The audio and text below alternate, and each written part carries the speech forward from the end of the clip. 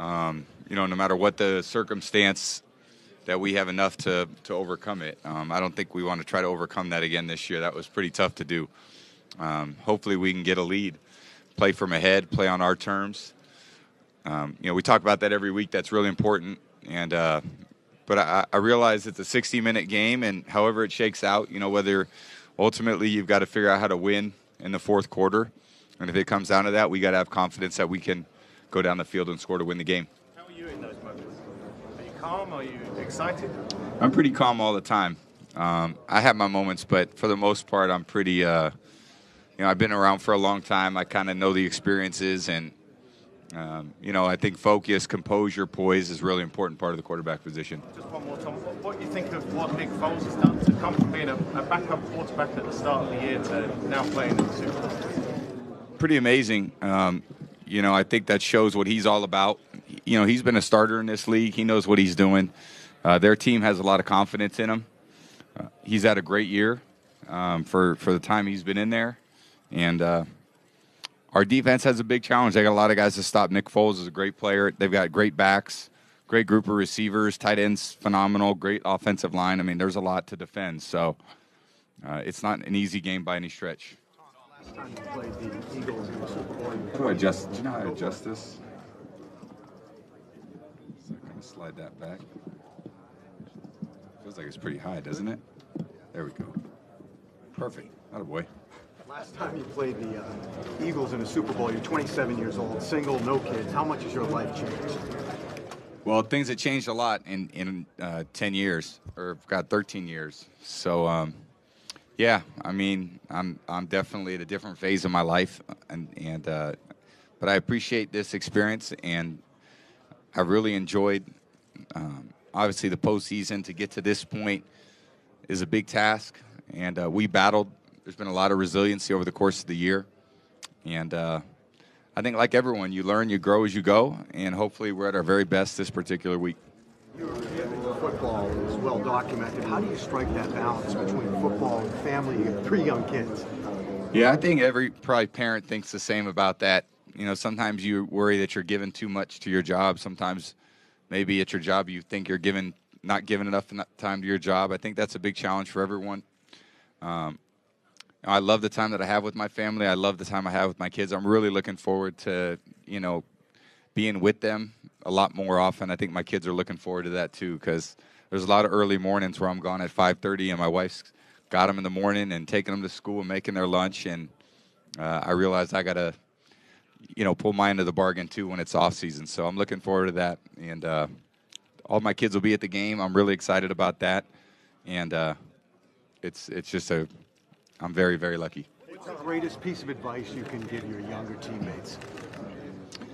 Well, my younger teammates, we've been on this journey together, and I think we get a lot of coaching from not only the veteran players but our coaches, and just getting everybody in the right mindset is so important. We've all got to be on the same page. So I try to do my best to communicate what I think is appropriate at the right time. I think that's part of being a leader on the team, and obviously having a lot of experience as a veteran, I feel like I can give some people advice that has some credibility, but I think there's a lot of other great leaders. Obviously, our coaches do a great job of that. So I don't think that'll be our problem Sunday. What's the craziest thing one of your younger teammates ever asked you for advice on? I think it's just when they initially meet me. I think that's probably when they're most, I don't know what the word would be, not surprised, but, well, I think they've probably seen me on TV for a long time, and they were young. So even Patrick Chung, he's an older guy, and I remember when he got drafted by our team, and he came and he was like, wow, Tom Brady. And I was like, damn, Pat, I'm not that old, at that time. But Pat's such a great player, and, we become great friends. And so many of the guys that I shared that locker room with are really, my family in a way. I spend more time with them than I probably do with anybody else. So we have a great relationship. It's so much fun being a part of a team. I love everything about it. And, we've got, obviously a big challenge ahead this week. And this story Coach talks about, of us writing, hopefully we can write the best ending. That comes with the win on Sunday if we can do it. Tom, Tom versus Time comes out very soon. Yep. What made you want to open yourself up to the world like this? I just thought it was, I thought it'd be fun. I thought it was a great opportunity. So. Tom, I want to ask sort of sense of vulnerability at any point, or what was that filming process like to have people there and being so intimate with your personal life? Well, I've been filmed a lot over the years, so see, there's a lot of that, and it was just good timing, I think. I want to ask you about, is there some fun or funny memory that you have from your time spent here as a kid? I've had a lot of great memories. I remember my uncles gave me chewing tobacco for the first time when I was really young, and they said we were fishing. It's a pretty good story. We were fishing we went sun fishing, and on the way home, I said, I want to try it. And they said, look, if we give it to you, then, you can't spit it out until you get home. And it was like a 30-minute ride back to my grandpa's farm. So, of course, they give it to me, and within 5 minutes, I'm outside of the car throwing up all over the place. And I don't think I've had much chewing tobacco since then. So we caught a lot of fish. That was one thing as a kid you can do in Minnesota. You catch a lot of fish, and that was always, some of my greatest memories were being on the lake with my uncles, my grandpa, my parents, my sisters. We had so much fun. Family members that haven't seen you play in a Super Bowl yet, will they be seeing you play in person for the first time? I think so. Yeah, there's definitely a lot of people coming for the first time, so it'll be a lot of fun. Talk about your family and your kids and things like. Is this a special time for them to see you play now? Especially this time of year, they're kind of starting to, I'm assuming, recognize who you are. What you've done. Yeah, my kids this morning were saying, "Yeah, Daddy, all my friends said." Go win in the Super Bowl, Dad. Go win in the Super Bowl. And I think they're just obviously much more aware now than they were even last year at this time.